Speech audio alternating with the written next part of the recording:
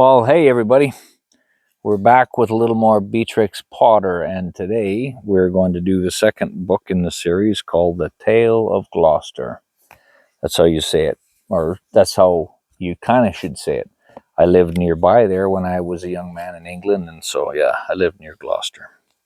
But now we're going to find out a little bit about what's inside the book, so let's see. Okay, so The Tailor of Gloucester. We're going to see if we can hold it still like this today. There he is right there. So he must be a mouse, the Tailor of Gloucester.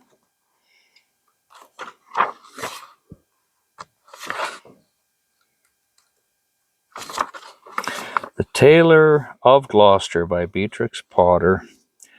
I'll be at charges for a looking glass and entertain a score or two of tailors, says Richard III. So that's a quote. That must be Richard III there.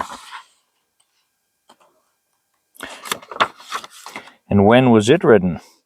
First published 1903. So in Christmas of 1901 it says, and this must be her, right? My dear Frida, because you are fond of fairy tales and have been ill, I have made you a story all for yourself, a new one that nobody has read before. And the queerest thing about it is that I heard it in Gloucestershire, and that it is true, at least about the tailor, the waistcoat, and the no more twist.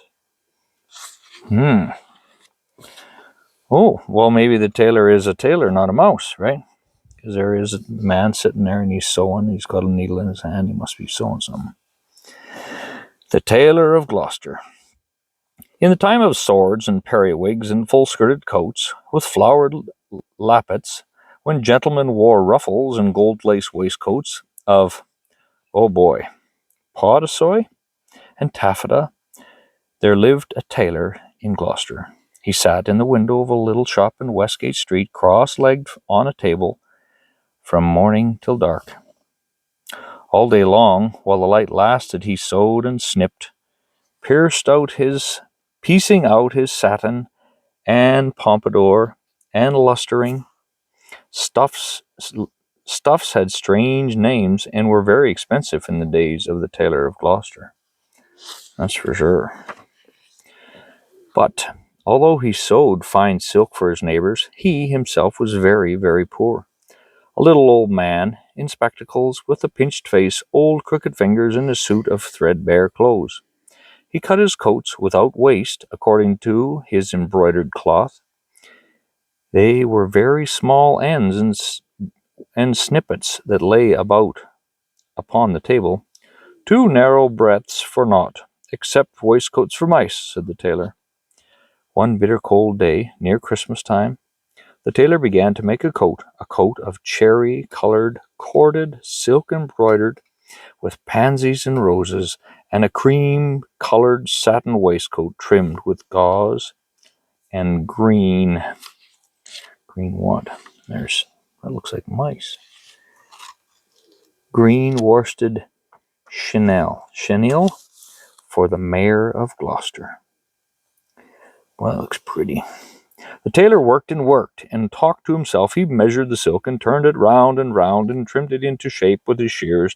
The table was all littered with cherry-colored snippets, no breadth at all, and cut on the cross. It is no breadth at all. Tippets for mice and ribbons for mobs. For mice, said the Tailor of Gloucester. When the snowflakes came down against the small leaded window panes and shut out the light, the tailor had done his day's work. All the silk and satin lay cut on the table. Upon the table, there were 12 pieces for the coat and 4 pieces for the waistcoat. And there were pocket flaps and cuffs and buttons all in order. For the lining of the coat there was fine yellow taffeta, and for the buttonholes of the waistcoat there was cherry-colored twist, which must be thread, right? And everything was ready to sew together in the morning, all measured and sufficient, except that there was wanting just one single skein of cherry-colored twist silk. The tailor came out of his shop at dark, for he did not sleep there at nights. He fastened the window and locked the door and took away the key.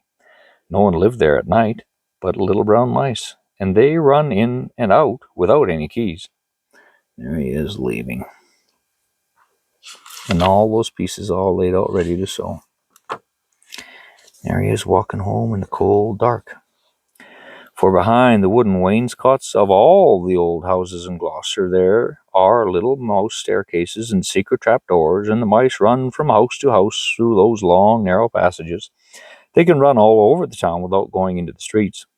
But the tailor came out of his shop and shuffled home through the snow. He lived quite near by in College Court, next the doorway to College Green. And although it was not a big house, the tailor was so poor he only rented the kitchen. He lived alone with his cat. It was called Simpkin. Now all day long, while the tailor was out at work, Simpkin kept house by himself. And he also was fond of the mice, though he gave them no stain for coats. Satin, sorry. Yeah, he gave them no satin for coats. Meow, said the cat. When the tailor opened the door, meow, the tailor replied, Simpkin, we shall make our fortune, but I am worn to a ravelling. Take this groat, which is our last fourpence, and Simpkin, take a china pipkin, buy a pennyworth of bread, and a pennyworth of milk, and a pennyworth of sausages. And oh, Simpkin, with the last penny of the fourpence, buy me 1 pennyworth of cherry-coloured silk. That's a pretty good cat if it'll go shopping for you, huh? But do not lose the last penny of the fourpence, Simpkin, for I am undone and worn to a thread paper, for I have no more twist.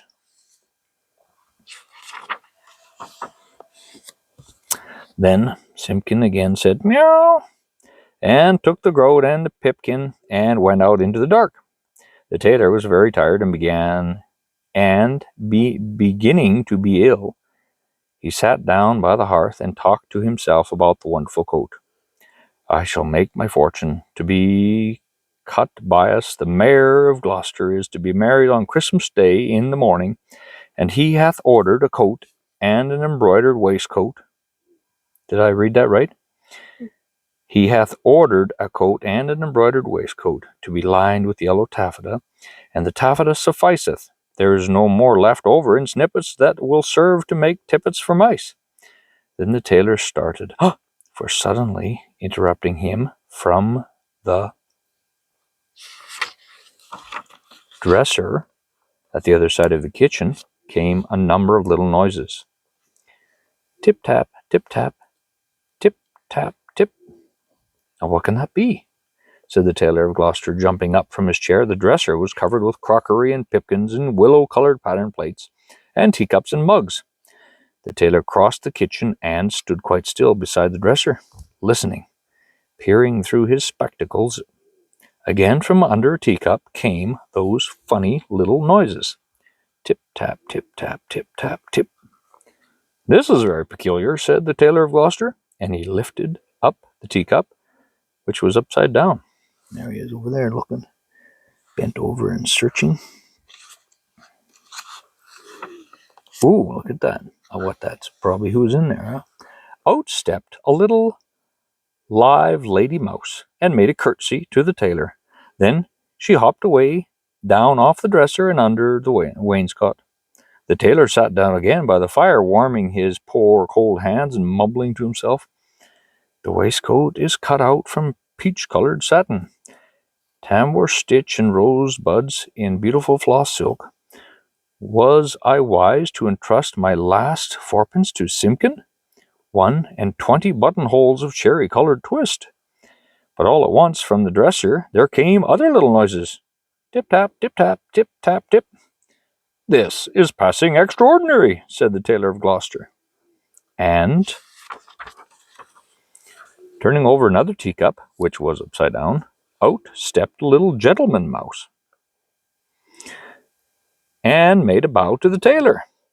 And then from all over the dresser came a chorus of little tappings, all sounding together and answering one another like watch beetles in an old worm-eaten window shutter. Tip-tap, tip-tap, tip-tap, tip. And out from under teacups and from under bowls and basins stepped other and more little mice, who hopped away down off the dresser and under the wainscot.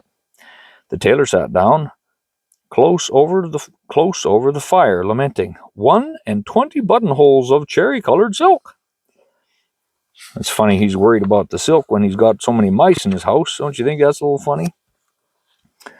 They're looking at him anyway. To be finished by noon of Saturday. And this is Tuesday evening. Did we miss a page? We didn't, did we? No, we're good. And this is Tuesday evening. Was it right to let loose those mice, undoubtedly the property of Simpkin? Alack, I am undone, for I have no more twist. The little mice came out again and listened to the tailor.